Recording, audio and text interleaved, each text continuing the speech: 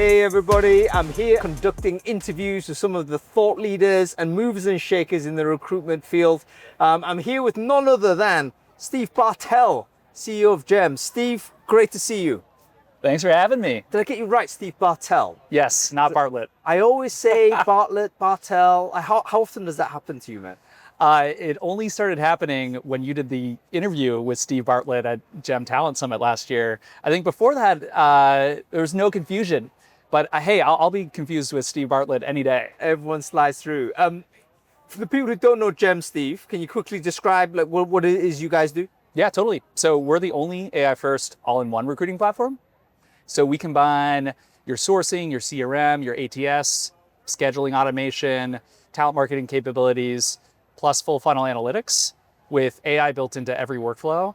One of the cool things about GEM AI is it works across your inbound, your outbound, on top of 650 million public profiles, and then rediscovery as well. So it can help find you people in your CRM and your ATS, so that AI is built natively into the end-to-end platform. Yeah, that kind of mining the pre-acquired is probably one of the hidden sort of problems in recruiting. Totally. Because you think about how many hundreds of thousands, millions of records that exist in databases that are never touched again. Here's a cool stat for you. For enterprise companies, 50 to 70% of the people they source, that they hire, were already in their system. Of course. But of course, they're like finding them net new or spending money running ads to acquire the same people they already know that have maybe already raised their hand in the past, or maybe somebody on the team has already talked to. It's just people don't have the capabilities until now to actually like unlock that database. Yeah, and it was too painful. I think I remember back in my day, we knew the candidates were in the database, but we knew it was so painful to extract that information. It was easy to put an ad out or to source them on an open job board. Right. Yeah, I mean, when technology is like hurting you more than helping you to go find these people, it's totally understandable. AI has obviously had an impact on solving some of these problems. And I know you're quite unusual, Steve, because you come from a technical background yourself. Yeah. When ChatGPT landed now 3 years or so ago, did you know at the moment it was going to be the game-changing sort of product as it was? How did you feel about it as a technologist? We caught on to that pretty early. I think we were one of the first companies to realize, wow, AI is going to be a game changer. It was I can't credit it to myself though. It was this entrepreneurial engineer on the team. I think one night or over the weekend, he decided to just fool around with GPT. And we used to use this vendor for parsing resumes. We would do that to extract a bunch of information to help like enrich your CRM or your ATS. Yep. And this vendor that had been building this resume parsing technology for like the last 10, 15 years, they had a whole team of like research scientists, data scientists, like machine learning engineers that had built this custom algorithm to parse out resumes.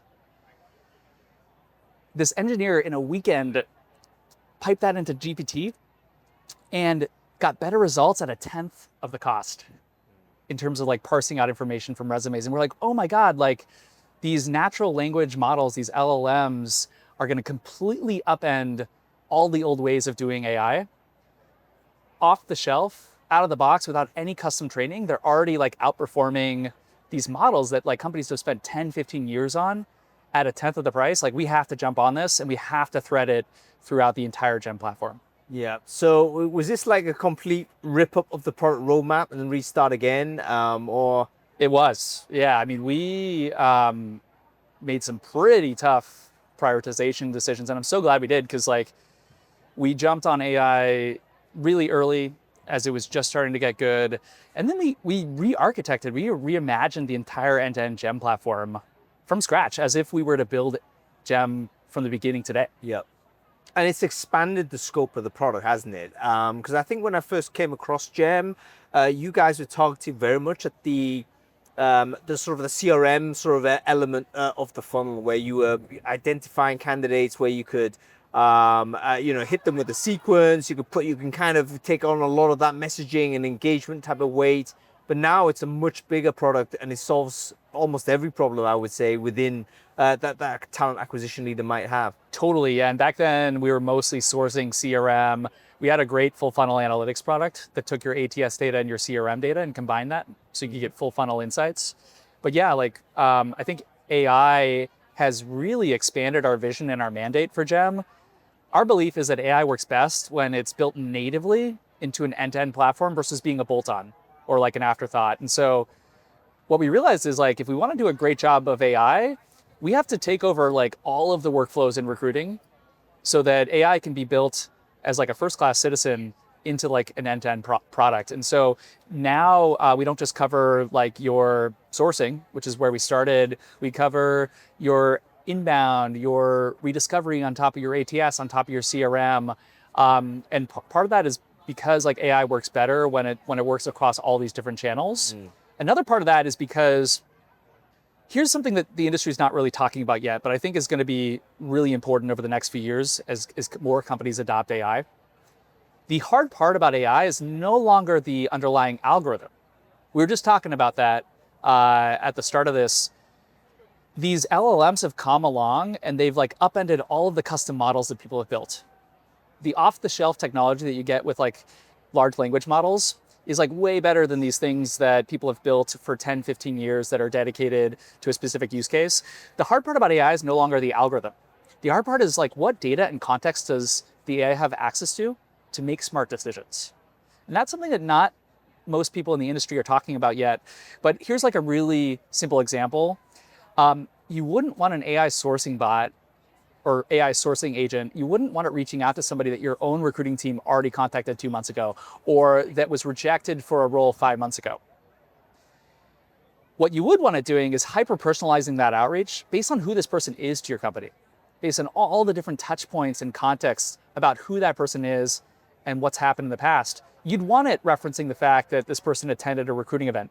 You would want it referencing the fact that we met them on campus 3 years ago, or maybe even going into the specific scorecard and notes from your systems and saying, based on like this conversation we had with you in the past, we think you'd be a great fit for this new role that we just opened up. So the hard part about AI is no longer the algorithm, it's what data does the AI have access to make smart decisions so that it's not shooting yourself in the foot and delivering a hyper-personalized experience for candidates. And to achieve that like data, you need a really great source of truth. And so that's the other reason why GEM has gone all in on building an all-in-one end-to-end platform, is it's never been more important to achieve the very best source of truth in recruiting. We're talking about a persistent like understanding of the candidate rather than just the ending. Right now, I think most people would agree that our interactions with a candidate end when that person exits the funnel either through the end, or at some point we kind of forget about them. And then we have to reacquire or re-talk to them and look through notes that we're never going to do. What you're saying is the AI is going to have access to all of that and then be able to have, I guess, a much more sensitive conversation with somebody who might have just got rejected from a job, that they spent X amount of time going for. So totally. Yeah, very, very interesting. How does this work across different organizations, Steve? So let's say there's multiple GEM instances. Yep. You're a candidate, might have gone through multiple different processes. We have to respect privacy, but at the same time, there is rich context that makes a difference. How do we play that? Yeah, so we actually draw that line and say one organization's data is their data, and we silo that off. Now, we do have a little bit in the product where candidates can benefit. So if they've already applied to an organization, or if they've already RSVP'd to an event through GEM, like we can save their information so that they can more quickly apply to the next company. But we're never like taking the fact that they're in somebody's interview process and reselling that to another customer. That's where we think like, hey, each company should own that data specific to their organization. How long would that data be kept? I'm just thinking about, certain laws where people say, you have to delete after a certain period of time. Of course, upon candidate request, we're probably going to have to do that. Totally. Do you think potentially if candidate doesn't request, you could keep that sort of for as long as the candidate doesn't say no, so to say? Yeah, and it really does depend on each company's legal posture, where they're recruiting talent. Some folks in EMEA have more strict data retention policies. Also, some companies that are HQ'd in the US but are maybe more conservative and recruiting internationally as well. And so with GEM, the cool thing is like you control that data retention policy, how long we keep the data for. And one of the benefits of like using an all-in-one like end-to-end platform is you set that data retention policy once. That goes for all of your compliance controls, your user permissions, your groups, and it propagates through all of the different GEM products you use. So you're not having to go and like configure that data retention policy across 10 different products in your stack, or like worry that it's out of sync or out of policy for like one part of your stack. Yeah, interesting. What about sort of the staffing side of the industry? I'm not sure whether that's because you guys are obviously, I think you began pretty much on the in-house corporate side as customer base, but the ability to understand and verify the organizational relationship with the candidate could be very interesting for people on the staffing side, because that's a very clear, repeated problem where you have a big recruitment agency, the candidates constantly have to update the next recruitment agent as, you know, the history of what's going on and so on. Yeah, totally. You know, our focus from the start was working with in-house teams, but somehow, regardless of that, we just kept finding staffing agencies, recruiting firms like finding GEM and adopting GEM and using GEM. And so we're a really strong fit for the staffing vertical now, especially now that our AI can sit on top of a database of 650 million public profiles. I think for a lot of staffing agencies where they're more budget conscious, like literally every dollar they spend on LinkedIn or like other tools affects their bottom line.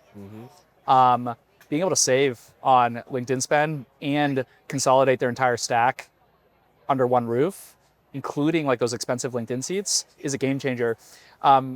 We just rolled out a new plan for staffing agencies earlier this year, which offers transparent, lower price, self-serve seats where you don't even have to talk to somebody on sales. I find that for a lot of staffing agencies, recruiting firms, you know, those folks are like pretty sophisticated. They know what they need. They can sign up. They can try out a product. They don't necessarily want or need to talk to somebody. Yep. But what staffing agencies do care about is lower price. And so this new plan for staffing agencies includes like all of the different GEM products for like one low price. It's transparent. You can try it self-serve. Yeah, fantastic stuff. What exciting things are happening down the pipeline for GEM customers, Steve? Can you give us a little sneak peek of the next 6 months? Yeah, totally. So there's a few big priorities internally. One is we've been building out a really great ATS for the last 2 years. We've already got hundreds of customers. We're bringing that up market really quickly. And so we're going to start onboarding our first customers in the like 1 to 5,000 employee range. We've already got a 1,200 person company. We're onboarding our first 3,500 person company onto the ATS next month. And so we're going to be pretty confident in offering our ATS to companies of up to 10,000 employees by the end of next year. Yeah. So I'm really excited about that. And then I'm really excited to deepen the AI functionality. I think between ATS, deepening AI, like that's plenty of work to keep us busy, but it's also really important work. I think those are the two most important parts of the stack that we're making better. What does those things do for candidate experience overall? Like, I'm a big believer that artificial intelligence will get us to solve some of the persistent problems in CX. What's your perspective on that?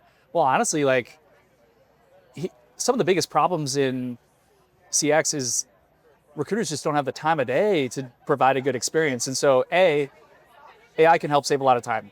That enables recruiters to go back to the basics in terms of candidate experience and get back to every single person that applied, for example, right? Today, the state of the art in applications, especially for our customers that are receiving thousands of applicants for a role, is they might post it for a few days, receive 1,000 applicants, and then get completely overwhelmed and take the role down. I mean, talk about candidate experience, not being able to apply for an open role that's like a dream role for somebody, that is like a horrible candidate experience. And then beyond that, if they leave the role open, whether you get processed as an applicant is a lot more about when you applied than whether you're the right fit.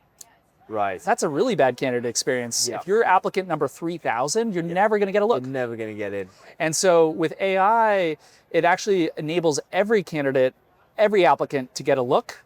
And somebody that's the most qualified, whether they apply as candidate or applicant number 30 or 3,000, they'll get that same look from a recruiter. And with all the time saved, recruiters can get back to every single person who applied. Yeah, very good. Final couple of questions, Steve. What's the one kind of marginal position you have in industry that is not the consensus, that you feel actually I don't think that's true, but the market's not ready to hear that? Yeah. So we talked about one of them, which is, so I'll give you a new one, which is that the hard part about AI is not the algorithm. It's the data. What data and context does the AI have access to make smart decisions, to hyper-personalize reach outs, right? That's the hard part about AI. I don't think very many people in the industry are realizing that or talking about that. The second thing is, people think recruiting is easy right now. They think there's a lot of applicants out there. Surely recruiting must be super easy, but we have all the data that shows that the opposite is true. Smaller teams are handling 55% more recs per recruiter. Time to hire is increasing. Time to hire has increased 8 days compared to 3 years ago. 3x the applicants compared to 3 years ago. And here's the thing that nobody's talking about. Each hire is taking 42% more interviews to make one hire. Interesting. And so actually, like, smaller teams are dealing with more recs. It's taking longer, and each rec is a lot more work. That's like a lot more interviews and work and candidates to process to make a single hire. And so this is the big paradox in recruiting. I think hiring managers and executives and the general sentiment is, oh, recruiting surely must be easier because there's so many applicants on the market. But our data across thousands of GEM customers shows that the opposite is true. Yeah. Different set of problems coming at us. Yep. Fantastic stuff. Final question, one word of advice to any talent acquisition leader thinking about 2026. What's the one thing that you would have that person do in order to prepare themselves for that future? Yeah, so whether companies are adopting GEM or some other AI solution, I think my one piece of advice for recruiting leader or for the broader industry is we all need to become AI fluent. I think we're going through this paradigm shift where AI is not going to replace recruiters. That human judgment, that candidate experience, recruiting is high touch, like we still need that. But recruiters and recruiting teams that adopt AI are going to have a huge leg up over the ones that don't. And so I think AI fluent recruiters and recruiting teams are going to replace the ones that aren't adopting AI or aren't figuring out how to use things like GPT, Claude, other things like that creatively. And so, yeah, I think my one piece of advice to the industry would become AI fluent. Yeah. Fantastic stuff. Steve Bartel, great to chat with you, man. Likewise. Thanks for having me.